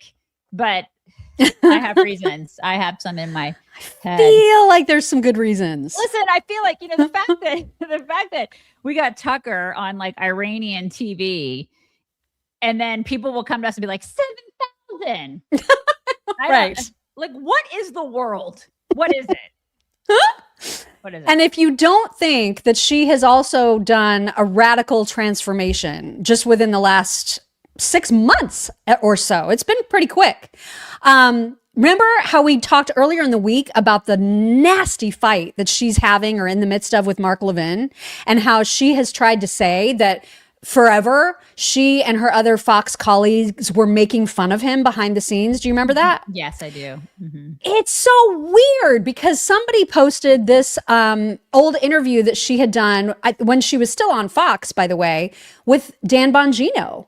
And Dan was talking about how whenever Mark Levin asks him to be on the show, he's always on the show. And listen to the gushing, okay? Yeah. It's one thing to pretend that like, you've been civil to Mark Levin all these years, but like, this is not just civility. This is gushing, okay? And nobody's prompting her to do this. Nope. This is her on her own. Here's what she always said. Going for them. And then, you know, Levin's another one. Like Mark asked, if Mark Levin, the godfather of the movie, he asks you to come on, you just do it, like out of respect. You don't say, Mark, hold on, I got a pizza down. You just do it. No. You show up. And you shut I up have and no do it. relationship with him, Dan. Too. I just couldn't earlier. That was the only reason. I have this like crush from afar on Mark Levin. I've always loved him. The best. I agree with Sean that he's the great one. I listen to everything he says. I read his books, but like he only really likes the true believers. And I've always been just more of a journalist who's like, let me hear both sides. Let me whatever. So I don't think I'm his number one favorite, but I secretly from afar am like a Mark Levin stalker. Oh, that doesn't sound like somebody who's making fun of him behind the scenes with all of her colleagues. I've always hated him. Yeah, it's just kind of, everybody sucks. Everybody. Well, here's a little good news though. Yeah. Oh, really? Here's it's a tiny bit of good news. Now, so we're in this all the time, right? Like we're in the throes of all of the things because we're so engaged and like on Twitter and on social media and in that world. And so it can sometimes feel like their influence is bigger than it is. You know what I mean? Which is this proves that it's not as big as maybe it feels like some of the time. Okay. So this came from Jordan Schachtel, who said the Groyper gang, Tucker, Megyn, Candace, etc., is completely detached from the GOP base. Okay. They are agents for demoralization and discord. The American people are not buying what they're selling. And then there's this chart that asks the base, essentially, you know, do you approve of removing Maduro from power? Because these three, of course, were immediately like, I don't know how I feel about that. And 97% of MAGA reps approve. 80% of non-MAGA reps approve. So when you look at that, that seems to suggest their influence is not as great as it may feel sometimes when you're out there and you're looking at their followers and their audiences. This was good news to me. I think Bongino sort of pointed to that too. In a paraphrasing roundabout sort of way. I think he kind of said something similar last week. Like, this is just, you know, people are disconnected from them. And they have, you know, MAGA knows what they know. They believe what they're going to believe. And they definitely back this president and the actions of this president. And they're with him, you know, and we have common sense. We want the thing, we believe in what we believe in. And a lot of us, when it comes to like Israel and all this kind of stuff, we just listen, we of course back Israel. You know what I mean? We're not going to be anti-Semitic weirdos, and we're not going to base all of our decision making on that. I feel like a lot of these people, they just like, they're so one track minded when it comes to this. It becomes kind of weird.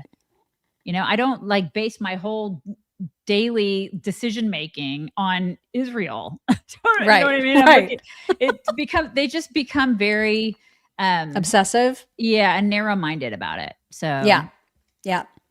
So we do need to spend just a tiny bit of time on Candace today, but this is part of the fun and the fury, right? This is the fun part of the fury.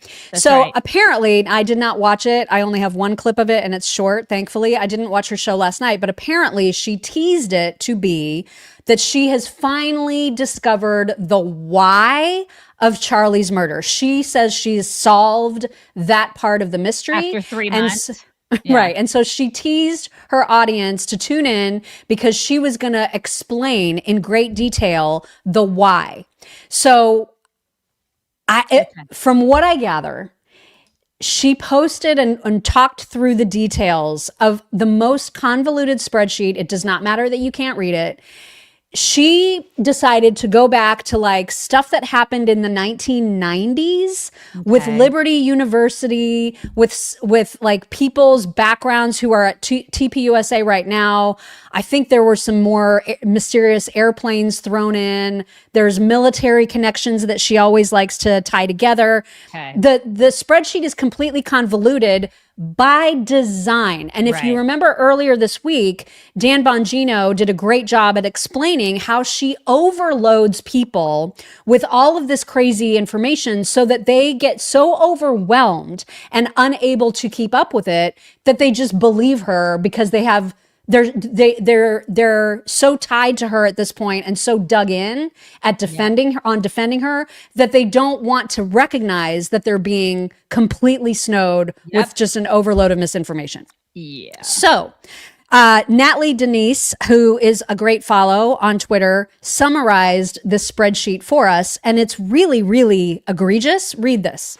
In a spreadsheet that I'm sure she did not create herself, Candace insinuates self-filled out with information insinuating oriented sex scandals and child sex with Charlie Kirk's closest people.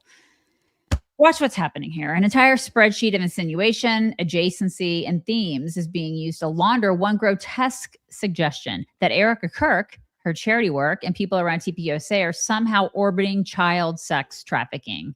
For real, this evidence, is what she's doing. I know, right? No evidence, no charges, no direct involvement, just guilt by proximity, stacked timelines, and ominous narration designed to let the audience connect the dots.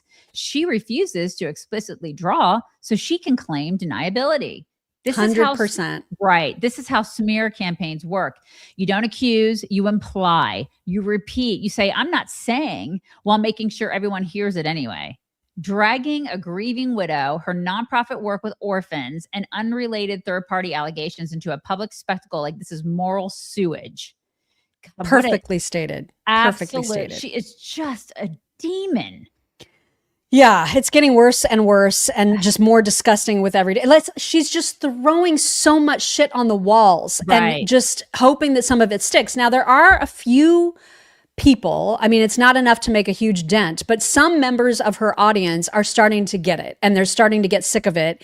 And because they're like, where's the actual proof? We need, of course, after 3 months, are you going to give us something that is actually tangible? Because I'm getting sick of this crap. Yeah. Hopefully, I would hope. So the first few comments on her Facebook stream were people that were checking out, like people that are just getting sick and tired of the bullshit. And so you'll see a few of them. Heather said, listen, I've been down, but I'm getting to the point where we are running out of string here. Somebody else said, can someone make a list of all the people involved now? Another one said, I don't know now. She's going down another rabbit hole. One day, if I stand corrected, that would be great. But for now, I'm out. Yeah. So some people are getting sick and tired of it, rightly so. Yeah. Yeah. And now she's going after Christians, amazingly. She is starting to basically attack any Christian who doesn't buy her bullshit. And here's how she's doing it. She's even got a whole name for this, like called Operation Mocking Pastor or something like that. You're going to hear about it in the short clip. I promise it's short. Check this out. All felt, for some reason, spiritually sick watching Amfest, right? No, we didn't. I didn't. Dylan did such a good job of saying this feels like something else. Like they just keep saying that this is about God and this is about the Lord and this is about, almost like they were trying to turn Charlie into a messianic figure. And yet we felt darkness there. We felt feel darkness. We felt like this was actually about money. We felt like we were being deluded. We felt like it was a Las Vegas convention. Oh my God. And I had been speaking throughout the last year, even before Charlie Kirk got assassinated. I dedicated a lot of time in this podcast to speaking to you about this veneer of Christianity. Operation Mocking Pastor, we termed it. Oh my God. Really saw them start to ratchet that up after Charlie Kirk's assassination. These influencers. Well, this is the Lord. This is what the Lord would want. Yeah, we're going to talk more about that. And I'm going to tell you more about the founding of Liberty University right after a brief break. Natalie Denise again breaks that down if you want to read this summary. Candace keeps waging war on Christians who actually know scripture and read it in full. She's branded it Operation Mocking Pastor, which functions less like commentary and more like a permission slip, a green light to target any Christian or Christian influencer who dares calls her out or calls out her theological errors and outright heresy. This is preemptive intimidation. When you can't withstand correction from scripture, you try to discredit the shepherds instead. That tactic isn't new and it isn't Christian. Yeah. We should ask her about her ties with Islam. Ooh. Somebody needs to ask about that. Her love of Qatar and her love of Islam, where that stands. What's that all about? She used to be super anti-Islamic. I mean, she used to talk about that. Now. We've played a clip of that, of her interview with Gad Saad, warning about radical Islam. And now, most recently, there was a Knesset meeting where one representative talked about the dangers that the language, the narratives coming out of Tucker Carlson and Candace Owens right now are. One member of the Knesset stood up and said that. And she has decided to play victim. Okay, keep in mind that yesterday, I think it was, we played a clip of her literally calling for real action against Ben Shapiro. Like threatening him, threatening to sick her entire disgusting, sick-minded audience on him. That sounded like a threat. This guy is saying their rhetoric is really, really anti-Semitic. She is now translating that to mean that an entire Israeli political party is threatening her life. And so you'll see the quote of exactly what this Knesset member said and her response to it. He said, "We're used to enemies from outside. We fight terror tunnels of Hamas. We fight the ballistic missiles of Iran. But today I look at the West, our greatest ally, and I see new enemy rising from within. I am speaking of a poison being sold to the American people as patriotism. I'm speaking of the intellectual vandalism of Tucker Carlson and Candace Owens." Read what she wrote in response to that. The Likud party, am I pronouncing that right? The Likud party in Israel just named me and Tucker Carlson as enemies that must be fought. These people are murderers.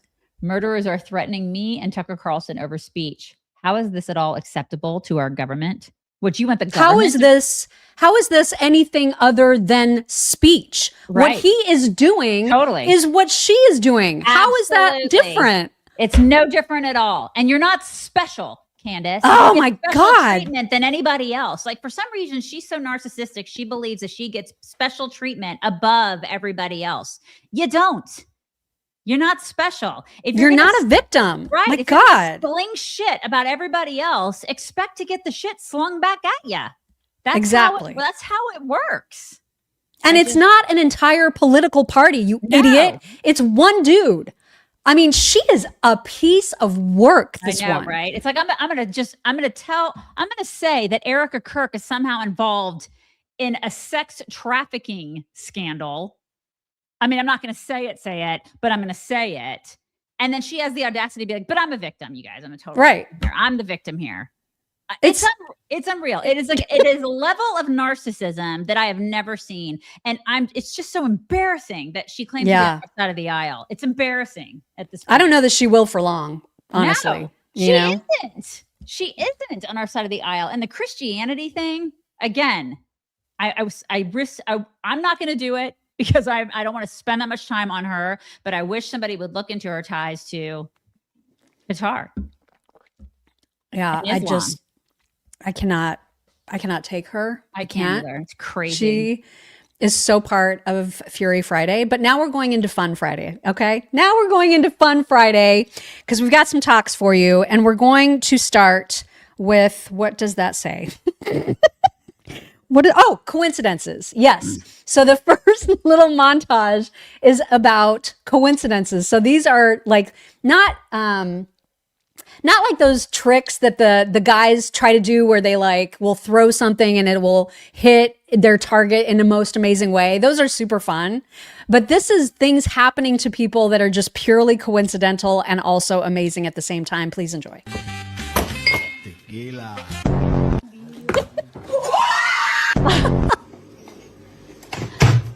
No. Oh my God. No. My head. Look, it shares a branch. Wow.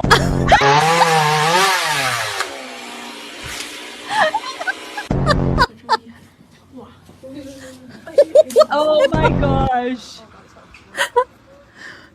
And I'm gonna park right here. Oh, fuck it. Oh no. Those were great.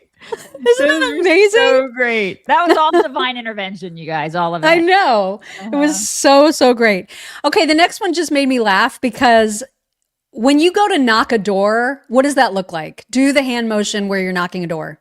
That's literally the universal motion of knocking a door, right? I think so, yeah.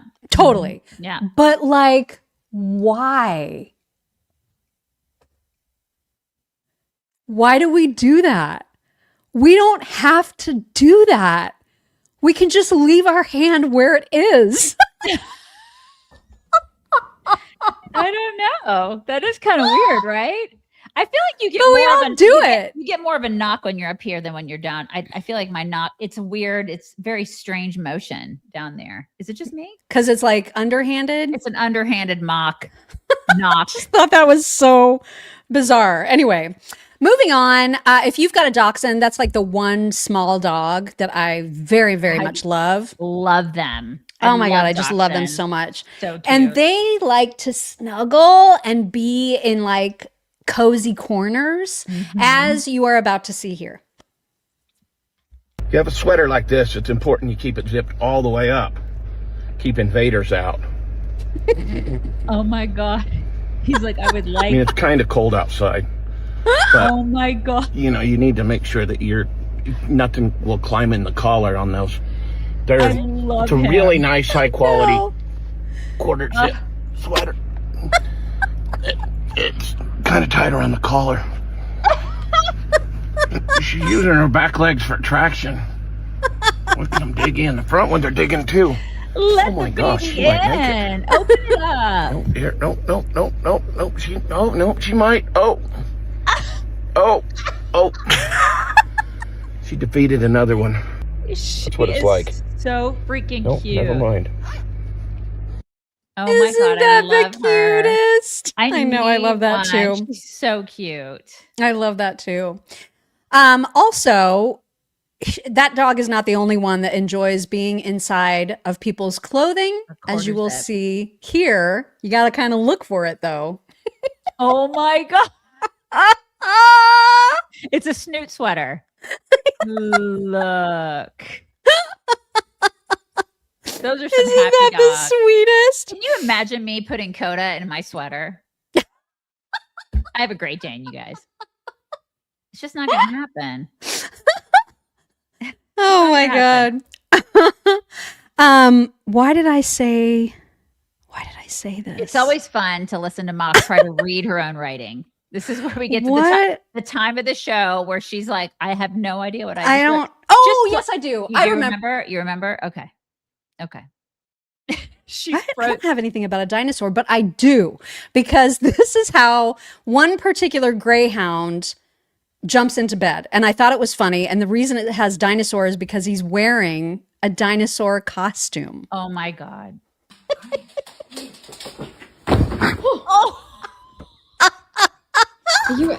Okay. He's got the zoomies. He's so cute. Wasn't that the cutest thing ever? So cute. And then lastly, this is not, I know it's going to be relatable to tons and tons of women out there. It's not relatable to me because like I'm usually the one that has the more wacky decorating taste than my husband. Like I want to do a lot more stuff than he lets me do. He's very interested in making the house very like almost sterile. You've been here. It's not sterile clean. It's not about the clean. It's about like, it's almost like minimalistic. It's staged. It's yeah, it's very like minimalistic. Yeah. There's not a lot of personalization. Okay. No, he likes it to be very like, yeah, he wants it to look like a staged house. Yeah, like a staged house, and not like there's just very few picture. You know what I mean? It's just not. Yeah. it does. You could walk in this house and it could belong to anybody and not necessarily and my us. husband could not care less. He just right. He's like, whatever. And there's pictures everywhere, all over my house of the family, everywhere. And that's true of most husbands. They do not care. And when you do let them roam wild, sometimes they can take liberties that you may not necessarily like. This is an example of one of those times. And this is what happens. I love this, by the way. You let your husband be in charge of. Oh my God, I love decisions. it. I freaking love it. I would absolutely have that shower curtain. Oh my God, I love it. That's fantastic in every way. And Ron would be like, that's too over the top. Yeah, I love it. You know what I mean? I love it. I do. I love it too. Like, that's the greatest guest room shower curtain ever. Right? Ever. Yeah. I love it so much. All right. Couple thank yous. Kristen Richard. Oh, it says, please don't read this on the air. Okay. One moment, please. Okay. Do ask your listeners to pray for the guardsmen as a whole. I think that's very appropriate. I do too. That is super, super appropriate. Pray for everybody that is involved in Border Patrol, in ICE, in law enforcement, in the Guard. They're being asked to put their lives in tremendous danger at this point, and you should be praying for them. Thank you for that. Colleen W. said, I log on at 9:40 and the show is still live. It's going to be a long show. It's going to be a long show. I told you. Now you. Okay. BTK 1213. Somalis get money. Dems get 110,000 votes to seal seats. Steal, yeah. BTK 1213. Look at nonprofits and NGO and see corruption and non-work. There's a lot of non-work in our government. So much non-work is happening in our government. Denise A 4963. I just looked at GoFundMe and there's a fund for Renee Good's wife and child with $1.4 million. Oh my God. 50,000 donors. Yep. I believe it. I was it's going to be used for more organization. That these people are sick. Or no, she could just retire on that. She can retire. Arnerm, being wrong should be expensive. And I sit here wrong in my wrongness. If the ICE agent had stepped in front of the car, started moving, he would have been wrong. He didn't. He was already there before she moved. Maybe there was a snowy knoll. Wait, what? I think Arnerm said yesterday that he felt like that the ICE agent was kind of in the wrong. So are you saying if he had stepped in front of the car after the car started moving, he would have been wrong, but he didn't. He was already there before. Yeah.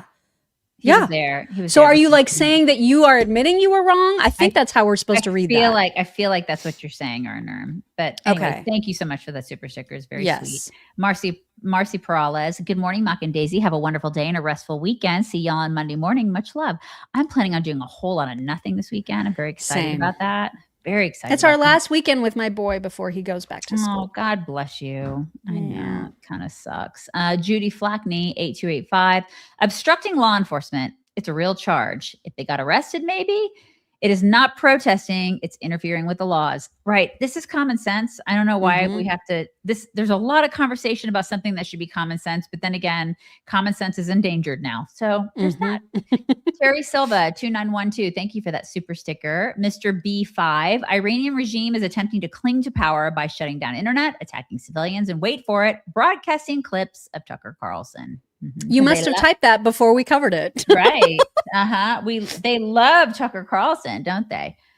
BTK 1213. Urge Trump cancel all U.S. welfare and review disability. That would be nice, right? Doge it. Well, no. I mean, I don't think we should do that. I don't think we should do that at all. But Doge it. Right. They should Doge it for sure. 100%.